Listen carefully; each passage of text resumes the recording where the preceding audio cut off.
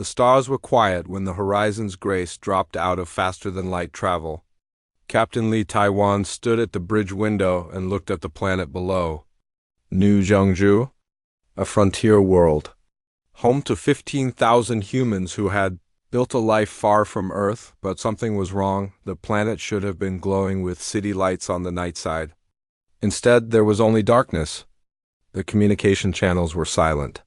No ships moved in orbit, nothing. "Try them again," Taiwan said. Kim Doyun, the young communications officer, worked at his station. His fingers moved fast across the controls.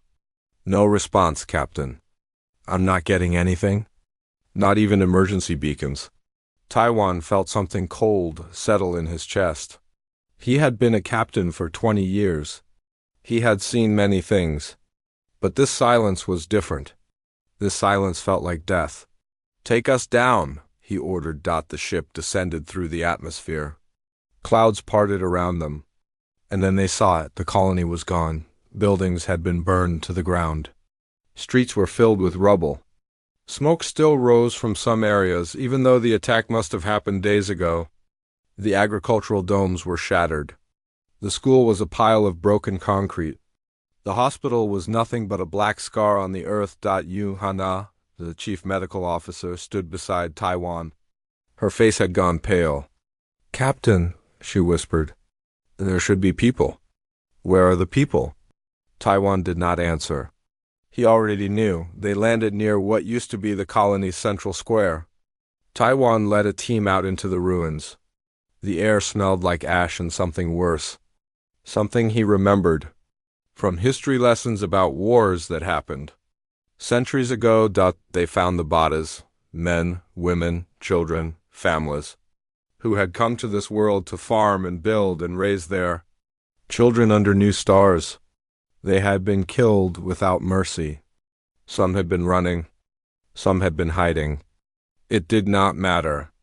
The attackers had found them all. Kim Doyun fell to his knees beside a small body.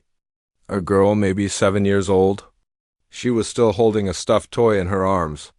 The young officer made a sound that was not quite a cry and not quite a scream. It was the sound of something breaking inside him. Hannah moved through the bodies with her medical scanner. Even though there was nothing her medicine could do now, her hands were shaking. "Plasma burns," she said, her voice flat and empty. Military-grade weapons. This was not raiders or criminals. This was a professional military force. Taiwan looked at the destruction around him. He saw the pattern. The way the buildings had been destroyed. The way the bodies had fallen. This was not just an attack. This was a message. Varith, he said, the Varith Dominion. A predatory empire on the edge of Concord space. They had been testing boundaries for decades, pushing, probing, seeing how far they could go before someone pushed back. The Galactic Concord had always responded with sanctions and diplomatic protests. The Varith had always laughed and continued, but they had never done anything like this. Taiwan activated his communicator. "Record this," he told Doyan. "Everything. Everybody. Every building. The galaxy needs to see what happened here." For 3 hours, they documented the massacre. 15,000 dead. Entire families wiped out. A community that had existed for 60 years erased in a single night. When they returned to the ship, Taiwan sent the evidence to Ambassador Park Jisoo at the Concord diplomatic hub. Then he sat in his captain's chair and waited. The response came within hours. Not from the ambassador, but from the Varith High Command itself. They had intercepted the transmission and decided to respond publicly, broadcasting their message across the galaxy so everyone could hear. The Varith commander appeared on screen. He was tall, covered in gray scales, with 4 arms and eyes that held nothing but contempt. "We received your little report," he said. "Yes, we destroyed your colony. Those humans were in territory we claimed. They refused to leave, so we removed them." He smiled. It was not a pleasant expression. "We know what humans are," he continued. "You talk. You negotiate. You write treaties and hold meetings and believe that words can solve everything. You are soft. You are weak. You do not have the strength to do anything about this. So we are not afraid of you. We will never be afraid of you. The transmission ended. Ambassador Park Jisu was a woman of 53 years. She had served humanity as a diplomat for 3 decades. She had negotiated treaties, ended conflicts, and built bridges between species that had been enemies for millennia. She believed in peace. She believed in words, but when she saw the images from New Jeongju, something changed behind her eyes. She requested an emergency session with the Concord Council. She presented the evidence calmly and clearly. She asked for justice under Concord law, and the council did what it always did. It debated. It discussed. It formed committees to study the matter further. The Verith representative sat in his chair and smiled through all of it. When the session ended without action, Jisu walked to the Verith representative. She was small compared to him. He looked down at her with amusement. You see? He said, nothing. Your Concord will do nothing. And neither will you. Because that is what humans are, talkers, not fighters. Jisu looked up at him. Her face showed no anger, no fear. Nothing at all. You misunderstand us, she said quietly. We did not choose peace because we cannot fight. We chose peace because we know what we are capable of. You have just made a terrible mistake. The Verith laughed. Threats? From a human? How amusing. Jisu did not respond. She simply turned and walked away. That night, Captain Lee Taiwan sent one final transmission to the Verith High Command. His voice was calm, steady, almost gentle. You have crossed a line that cannot be uncrossed, he said. You killed our children. You burned our homes. You laughed at our pain. This is your only warning. What comes next is something you have never seen. And when it is over, you will wish you had listened. The Verith High Command received the message. They played it for their officers and laughed. They broadcast it across their empire as entertainment. Look at the humans, they said. They think they are scary. They did not understand. They had never seen humanity angry before. They were about to learn. 3 weeks passed after the massacre at New Jeongju. The galaxy watched humanity and waited to see what they would do. They expected protests, angry speeches, demands for justice through proper channels. Instead, they got silence. Human ships across the galaxy began returning to core systems. Trade vessels that had traveled between alien worlds for decades suddenly canceled their routes and went home. Human workers at Concord stations requested leave. Human ambassadors closed their offices and departed without explanation. At first, the other species thought it was grief. Humans were emotional creatures. Perhaps they needed time to mourn. But as the days passed and the silence continued, something else began to spread through the galaxy. Unease. On Earth. In a secure facility beneath the mountains of the old Korean peninsula, Admiral Choi Min-young stood before a wall of screens showing human fleet positions across known space. She was 61 years old. Her hair was gray. Her eyes were sharp.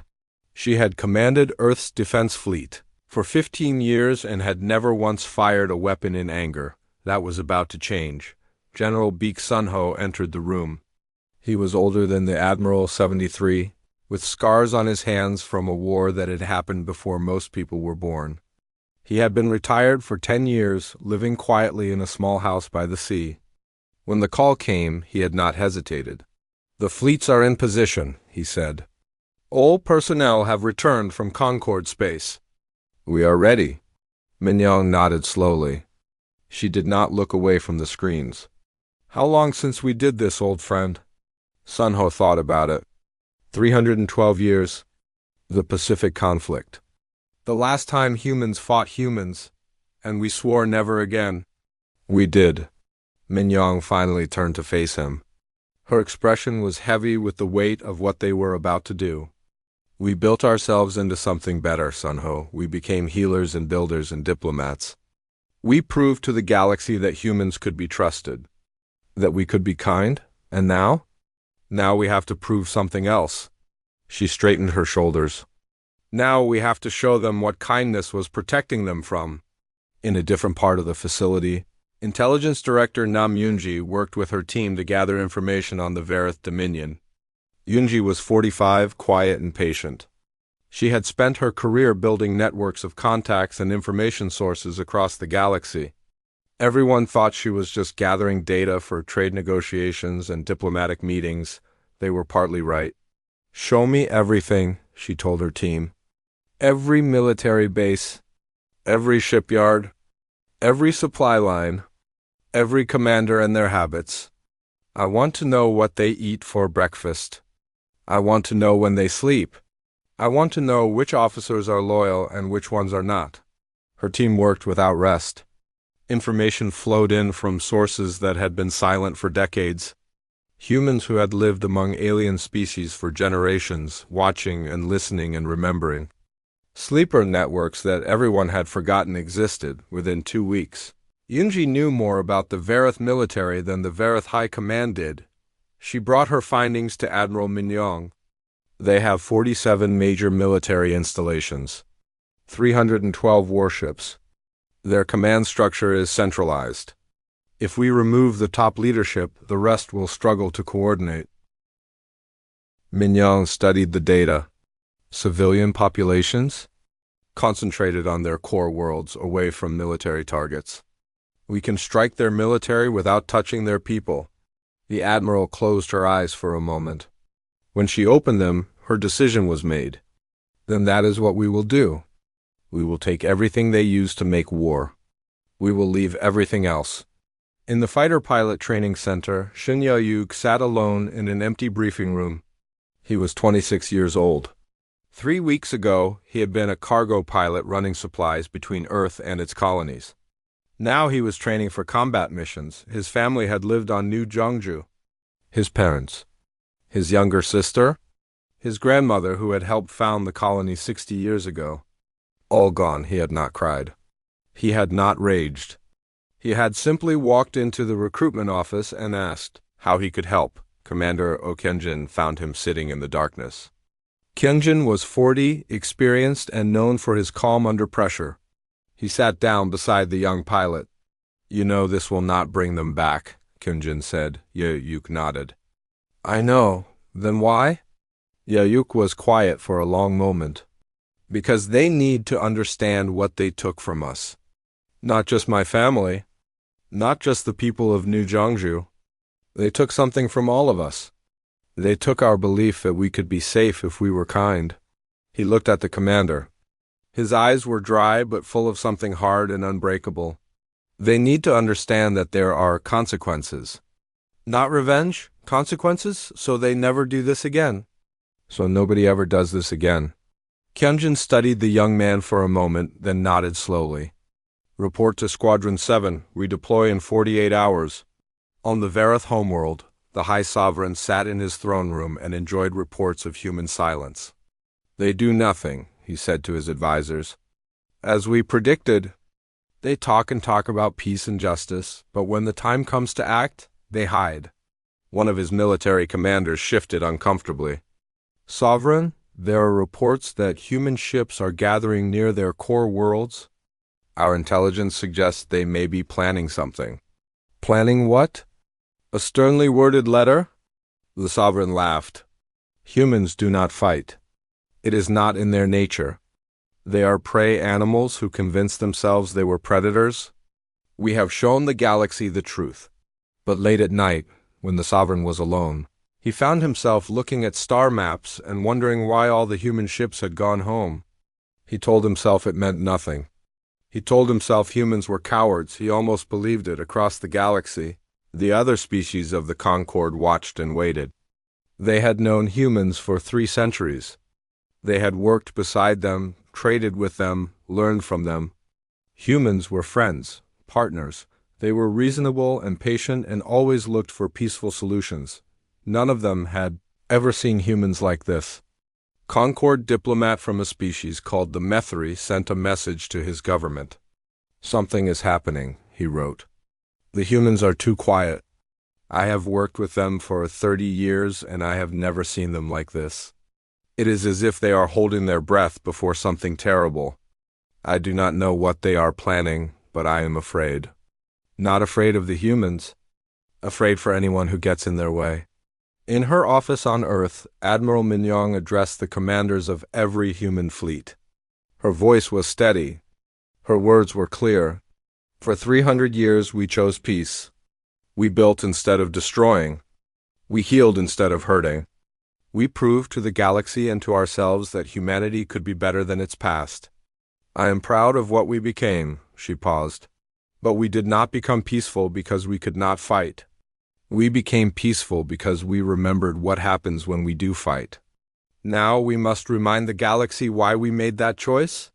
She looked at each face on the screens. Make it quick. Make it clean. Make it so complete that no one ever forgets. And when it is done, we will put down our weapons and return to who we want to be. But first, we will show them who we can be when we must. The commanders saluted. 40-8 hours later, human fleets began to move. The silence was over. The Vareth called it Kethros Station. It was their largest military outpost on the border of Concord space. 3,000 soldiers. 50 warships? Defense systems that could destroy a small fleet. They had 8 minutes of warning before the humans arrived. It was not enough. The human fleet emerged from faster-than-light travel in perfect formation. 12 cruisers. 36 destroyers. Hundreds of fighters. They appeared all at once, surrounding the station like a net closing around a fish. Commander Oh Kyung-jin sat in the command chair of the lead cruiser, the steady hand. His tactical officer Han So-jin worked at her station with calm efficiency. All ships in position, she reported. The Vareth are powering weapons. Kyung-jin nodded. Open a channel. His voice went out across all frequencies. Vareth forces at Kethros Station. This is Commander Oh Kyung-jin of the Human Defense Force. You have 4 minutes to evacuate all personnel to escape pods. We will not fire on unarmed vessels. You have 4 minutes. The Vareth commander responded with rage. You dare attack us? We will destroy you. We will burn your worlds. We will. Hyunjin closed the channel. He looked at Sojin. Start the clock. 4 minutes passed. Some Vareth launched escape pods. Most did not. They believed their defenses would hold. They believed humans were too soft to do what came next. Time, Sujin said. All ships, Kyunjin ordered. Fire! The battle lasted 4 minutes. Human weapons struck with precision that the galaxy had never seen. They did not waste shots. They did not cause unnecessary destruction. Every missile, every beam, every torpedo hit exactly where it was meant to hit. Defense systems fell first, then weapons platforms, then engines, then hulls. When it was over, Kethros Station was debris. 50 Vareth warships were scrap metal. 3,000 soldiers were dead, human losses. 0. Engineer Yu Guan monitored the weapon systems from his station. He had designed most of them himself. They were beautiful in a terrible way, clean, efficient, absolutely deadly. He did not feel proud.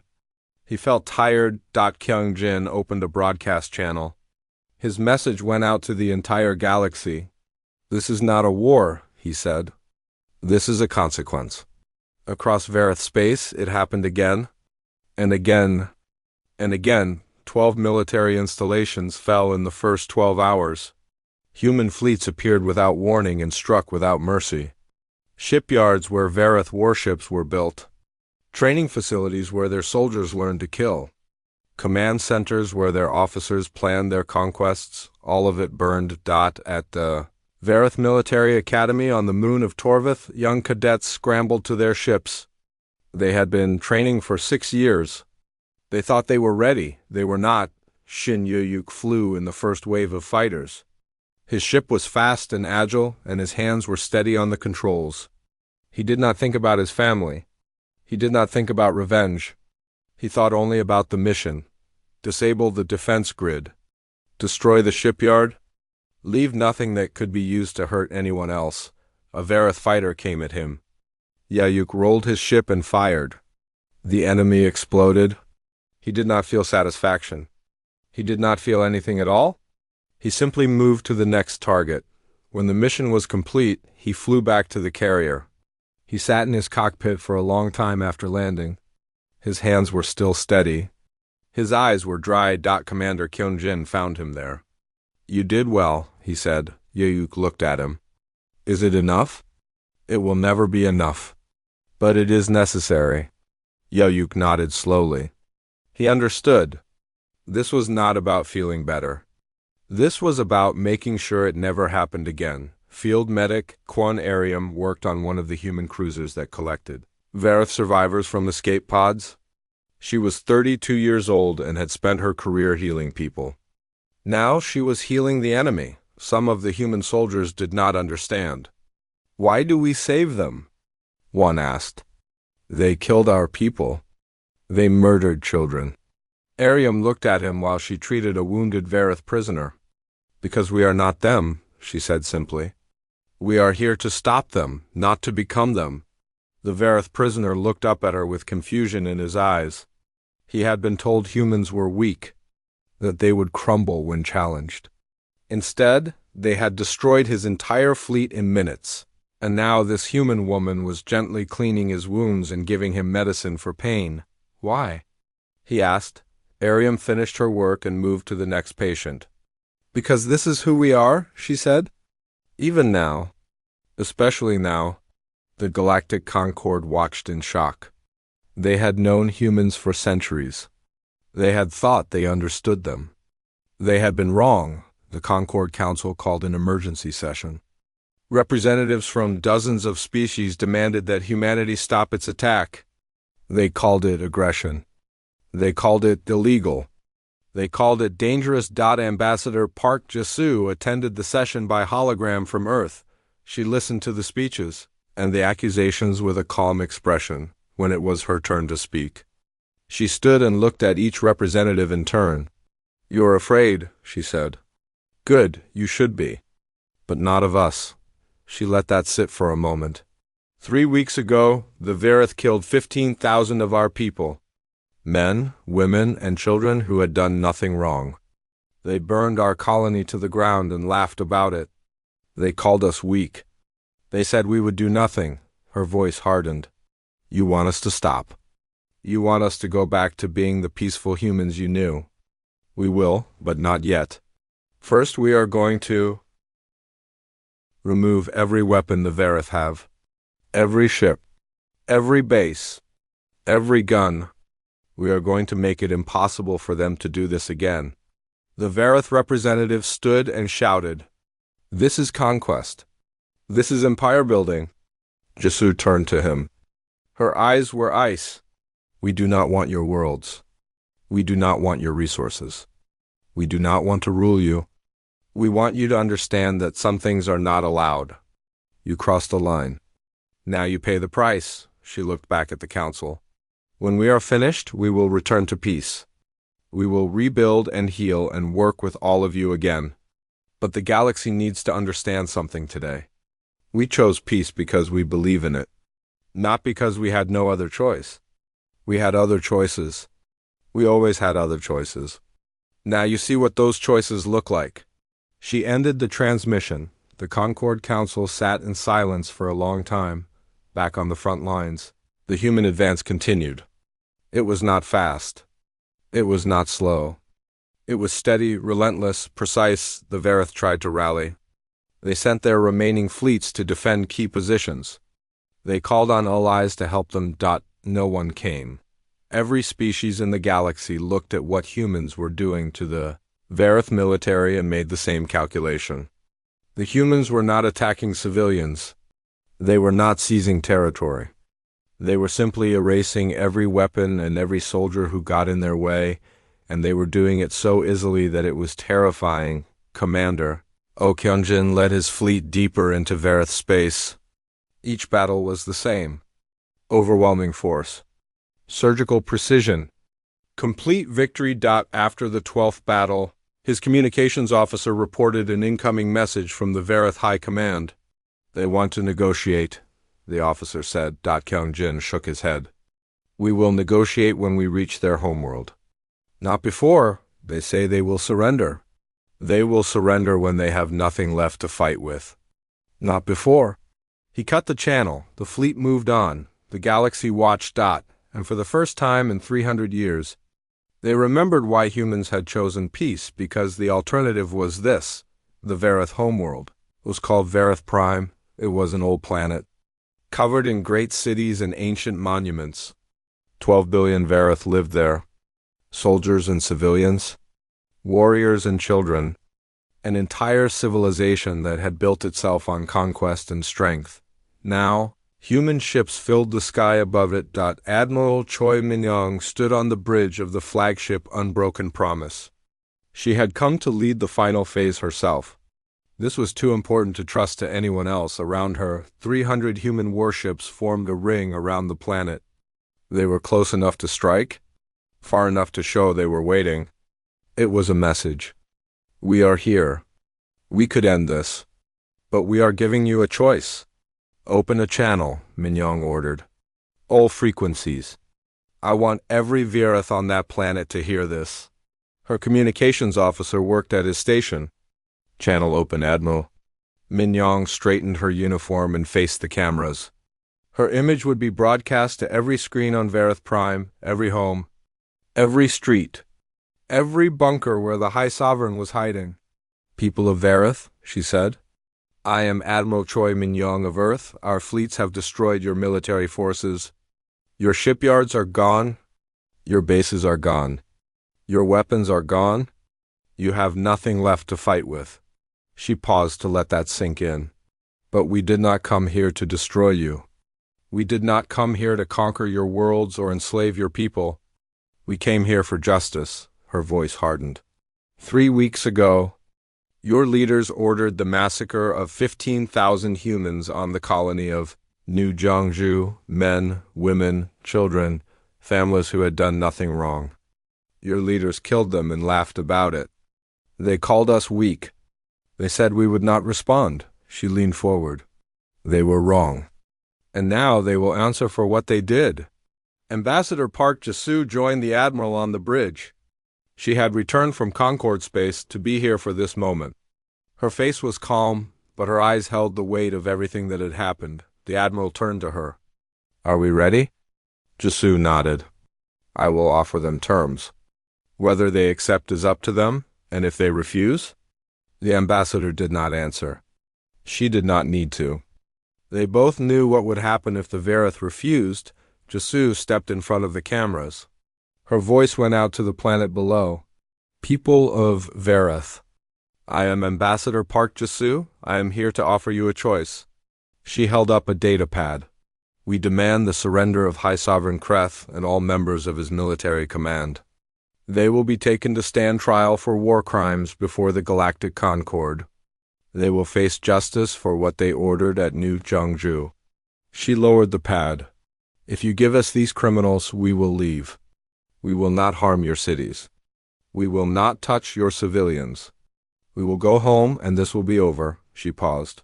If you refuse, we will come down and take them ourselves. And we will not be gentle. The transmission ended. For 6 hours, nothing happened. The human fleet waited in orbit. The Vareth did not respond. Admiral Min-young suspected the High Sovereign was trying to find a way out. Perhaps he was calling for allies. Perhaps he was looking for hidden weapons. Perhaps he was simply too proud to believe that this was really happening. Jung Siwoo, a historian who had been assigned to document the operation, stood near the back of the bridge. He was recording everything. The ships, the waiting, the expressions on the faces of the officers. What do you think they will do? He asked quietly. Min-young glanced at him. The sovereign will refuse. He has too much pride. But his people might make a different choice. You are hoping for a revolt? I am hoping they are smarter than their leader. 6 hours became 12. 12 became 18. The human fleet did not move. They did not fire. They simply waited on the planet below. The Vareth people watched the human ships in their sky and felt fear for the first time in their history. They had built their civilization on strength and conquest. They had never been conquered themselves. They had never felt what it was like to be helpless. Now they understood. In the capital city, protests began. Vareth citizens filled the streets demanding that the High Sovereign surrender. They had seen what human weapons could do. They had seen how easily human ships had destroyed everything the Vareth military had built. They did not want their cities to be next. The High Sovereign responded by sending soldiers to disperse the crowds. But the soldiers were tired and afraid. Many of them refused to fire on their own people. Some joined the protests. "It is beginning," Jisoo said, watching the feeds from the planet's surface. Minyoung nodded. "Good, let them do the work. It is better if they remove him themselves." In his bunker beneath the capital, High Sovereign Kreth raged at his advisors. "Send the planetary defense forces. Destroy those human ships." His military commander shook his head. "Sovereign, we have no forces left. The humans destroyed everything. We have only the defense platforms, and they are not enough to stop a fleet that size. Then we will die fighting. Sovereign, if you order the platforms to fire, the humans will respond. They will level this city. They will kill millions of our people. Is that what you want?" Kreth grabbed the commander by the throat. "I want them to know that Vareth does not surrender." A younger officer stepped forward. Her name was Vitha, and she had served the sovereign for 10 years. She had followed every order. She had believed in the Empire. She did not believe anymore. "Sovereign," she said, "it is over. The humans are not here to conquer us. They are here for you. If you surrender, our people will live. If you do not, they will die. The choice is yours." Kreth threw the commander aside and turned to her. "You dare speak to me this way?" "I dare because someone must." She drew her sidearm.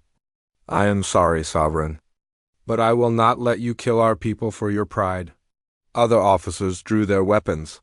Some pointed at Vitha, others pointed at the Sovereign. For a moment no one moved. Then Kreth made his choice. He grabbed a weapon from the nearest guard and raised it. Toward Vetha. She fired first. The High Sovereign fell on the bridge of the Unbroken Promise. The communications officer looked up. "Admiral, we are receiving a transmission from the planet." "Put it through." Officer Vitha appeared on screen. Her face was tired. Her uniform was stained with blood. But her voice was steady. "Human fleet," she said. "High Sovereign Kreth is dead. The military command surrenders. We will give you the officers you requested.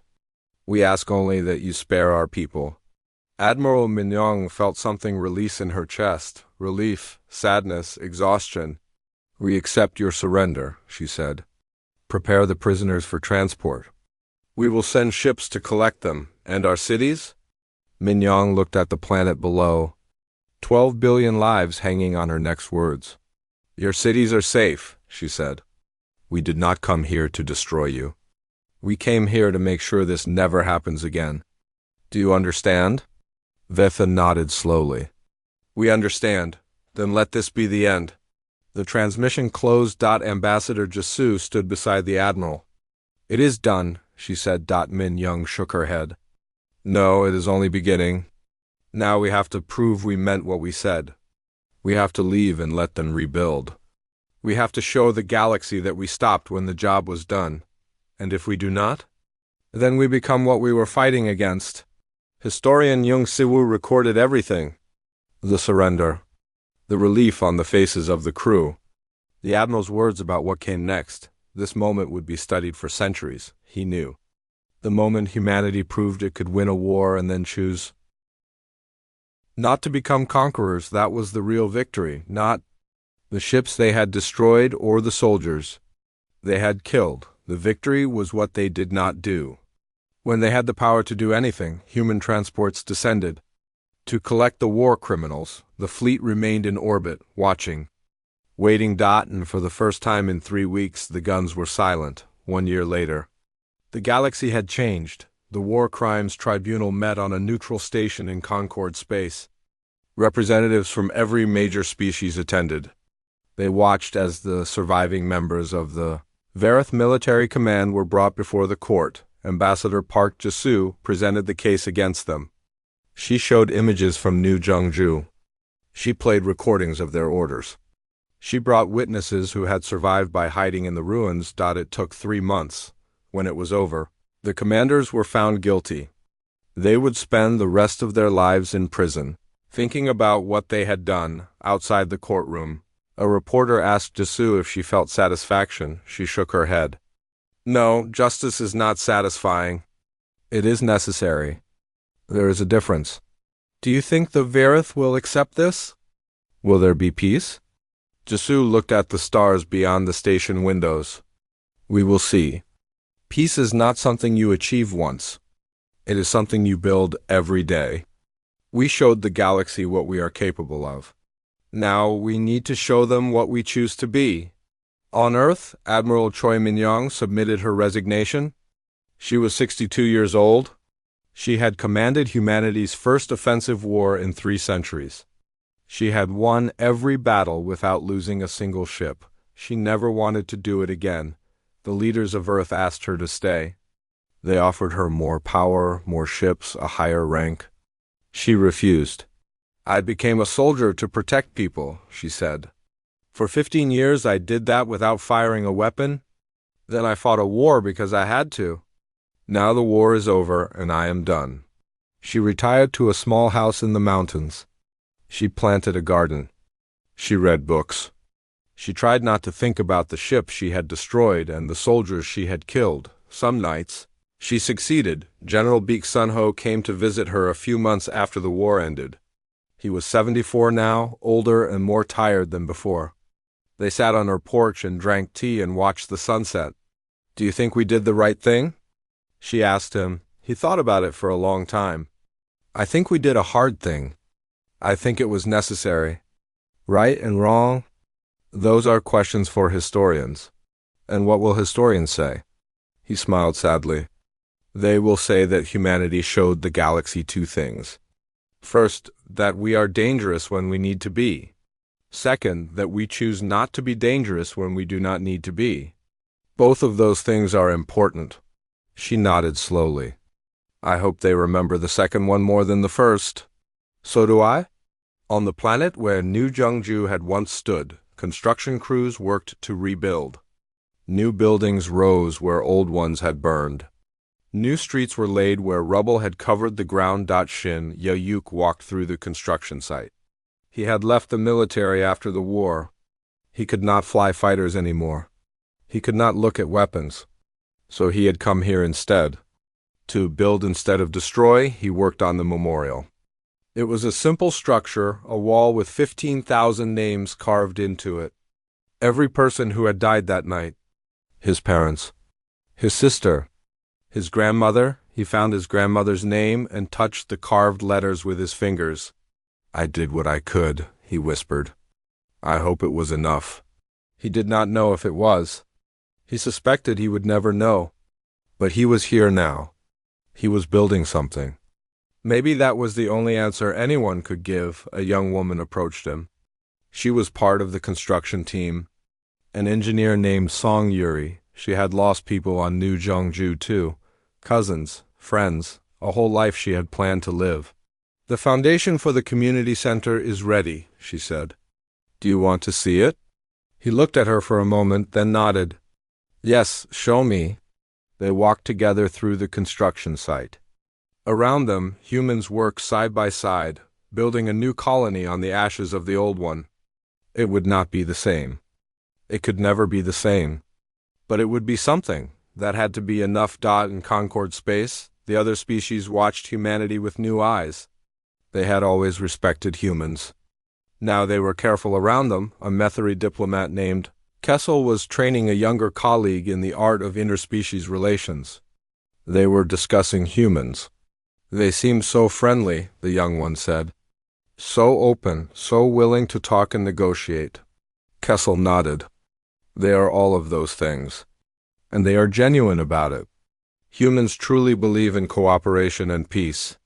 Then why are all the other species afraid of them now? Kessel was quiet for a moment. Because now we know the truth, he said finally. Humans chose peace. They could have been conquerors. They have the strength, the technology, the will. They could have built an empire that ruled the galaxy, but they chose not to. He looked at his student. Do you understand what that means? They are not peaceful because they are weak. They are peaceful because they decided to be. And if someone makes them change that decision, he did not finish the sentence. He did not need to dot. The young diplomat nodded slowly. So we should never give them a reason. That is the lesson. Yes, Kim Do-yeon had been promoted after the war. He was no longer a communications officer on a humanitarian vessel. He was a junior diplomat now, assigned to a Concorde station where he worked with species from across the galaxy. He had changed since New Jeongju. He was quieter, more serious. He had seen things that he would never forget, but he still believed in the work. He still believed that talking was better than fighting. He had seen what fighting looked like. He never wanted to see it again. One day, a Vareth trade delegation came to the station. It was the first Vareth group to enter Concorde space since the war. They were nervous, afraid. Do-yeon was assigned to greet them. He walked into the arrival area and looked at the Vareth delegates. They looked back at him. For a moment, no one spoke. Then Do-yeon stepped forward and extended his hand. "Welcome to Concorde Station 7, he said. "I am Kim Do-yeon. I will be your liaison during your visit." The lead Vareth hesitated. He looked at Do-yeon's hand like it might be a weapon. Then he reached out and took it. "Thank you," he said quietly. We are grateful for this opportunity." Do-yeon nodded. "That is why we are here. To build something new." It was not forgiveness. It was not forgetting. It was simply the first step on a very long road, but every journey had to start somewhere. A year after the war, a Concorde historian published a book about what had happened. It became required reading at diplomatic academies across the galaxy. The final chapter included a warning that diplomats were told to memorize. Humanity is a species of contradictions. They are gentle and they are fierce. They build and they destroy. They forgive almost anything, but not everything. There are lines that should never be crossed with humans. Their children, their homes, their families.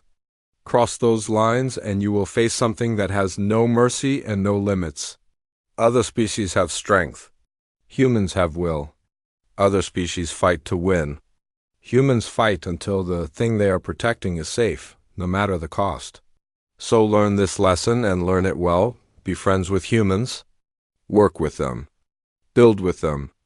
They will be the best allies you ever have.